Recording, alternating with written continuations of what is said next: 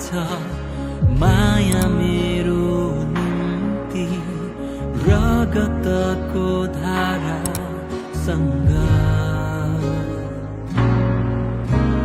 बिर्से कि मैले आज नाङ्गो शरीरका चोट मेरै निम्ति सबै थिएछ हातहरू फैलाएर अन्तिम साससम्म माया गरी पर्खी रहेछ हातहरू फैलाएर अन्तिम साससम्म माया गरी पर्खी रहेछ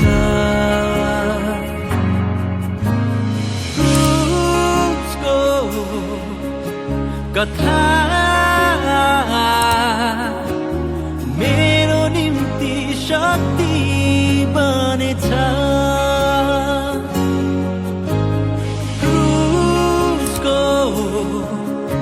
कथा फिल भयो ब्याप्टिजम गरिसके पछाडि ह्याप्पी भयो न्यू लाइफ भएको